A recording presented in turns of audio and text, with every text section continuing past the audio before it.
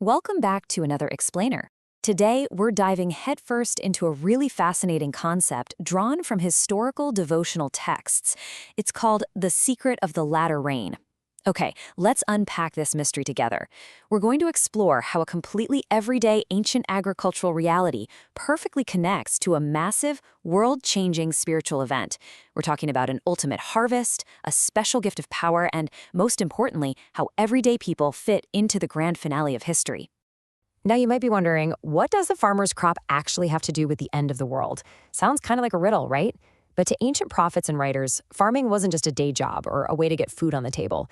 It was literally the absolute ultimate metaphor for how humanity and spirituality grow.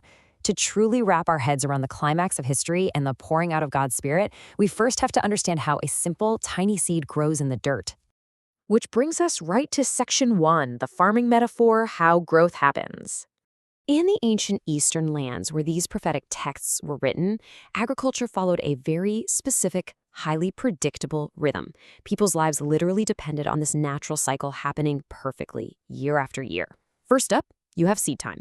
The farmer plants the seed. Simple enough. But a seed won't do anything without water, so step 2 is the early rain. These are the gentle, early showers that cause the seed to sprout and start its initial growth. Then comes a long period of maturing. Right before the very end of the season, step 3 hits, and this is the latter rain.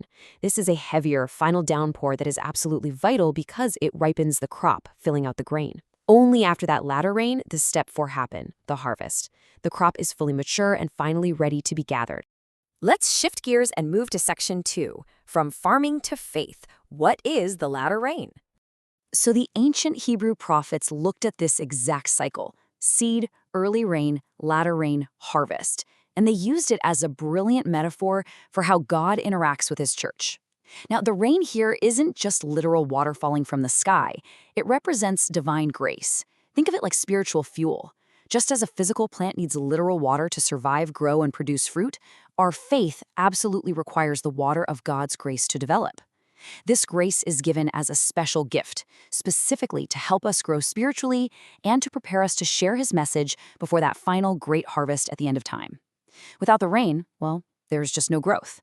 Historically speaking, the early rain fell in the days of the apostles at Pentecost. That was the initial incredible outpouring that launched the early Christian church.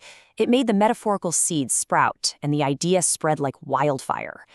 The latter rain, however, that's for us today, living in what the text calls the closing conflict, right near the close of Earth's harvest. It's a special, promised bestowal of spiritual grace designed explicitly to prepare the church for the coming of the Son of Man. It's the final, crucial ripening phase before the end. Because we're living right in this era, the prophet Zechariah actually gives a direct call to action. He says, "Ask ye of the Lord rain in the time of the latter rain." You see, the latter rain doesn't just happen by accident while we sit back, relax, and watch. Christians living in this closing era are specifically instructed to ask, to purposely send their petitions to the Lord of the harvest for this added power. God has the rain, absolutely, but we have to recognize the time we're in and actually ask for it. And when this latter rain falls, the results are going to be astonishing. This takes us to section 3, the unlikely messengers, children leading the charge.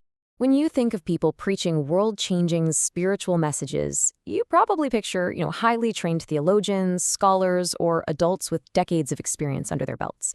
But the text paints this vivid, totally energetic scene of everyday people hurrying hither and thither to bring the light to others. Just try to picture that kind of movement. It's an unstoppable wave of everyday folks who are completely constrained by the Spirit of God. They aren't doing it because it's a 9-to-5 job. They are compelled by this massive outpouring of grace to rush out and share the truth with those who are still sitting in spiritual darkness. And why are they rushing around with such urgency? Well, the text says the word of God becomes a fire in their bones. This profound internal transformation fills people, even completely uneducated, ordinary people, with a burning, unquenchable desire to enlighten others. They proclaim the words of the Lord because they simply cannot hold it inside anymore. The truth is just too exciting, too vital to keep quiet. Now, if you are a younger viewer watching this explainer, you really need to hear this. Children are impelled by the Spirit to go forth and declare the message from heaven. Just think about the weight of that for a second. You're not meant to just sit in the audience and watch the adults do all the heavy lifting. The text says the Spirit is poured out on all who yield to it. That means young people, kids, teenagers. You are essential, Spirit-empowered heroes in this final mission to share His message before Jesus returns. You literally have a dynamic, game-changing role to play. But of course, there is a catch. Let's look at Section 4, the readiness plan, keeping your lamp burning. See, this incredible outpouring of power isn't just automatic for everybody. So we have to stop and ask ourselves a really critical question. How do we actually get ready for the harvest? How do we make sure we don't completely miss out on this extraordinary spiritual grace when it pours down? We really can't afford to be caught off guard here. The text answers this with a pretty famous warning. Keep your lamps trimmed and burning. If you remember how ancient oil lamps worked, having a trimmed wick and a full bowl of oil meant you were ready to provide light at a moment's notice. The wording here is crystal clear. Unless members of the church today maintain a living, active connection with the source of all spiritual growth, they won't be ready for the time of reaping. If your lamp is out, you're going to fail to receive that added grace in times of special need.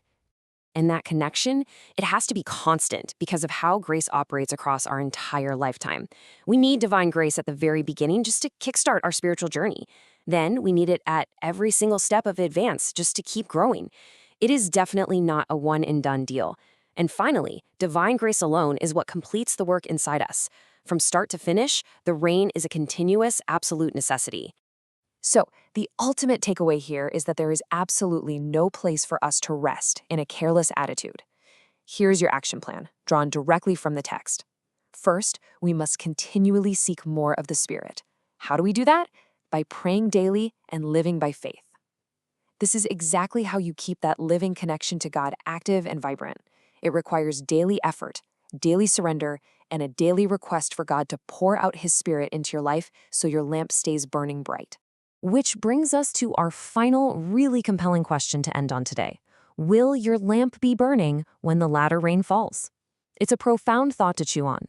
This massive spiritual event, this final outpouring of God's Spirit, meant to empower everyday people, and yes, even children, to share His message before the very end, it is promised to come. But your readiness, that is entirely up to you. Keep your connection alive, keep praying daily, and prepare your heart to be one of those enthusiastic messengers. Thanks for learning with me today, and keep seeking that rain.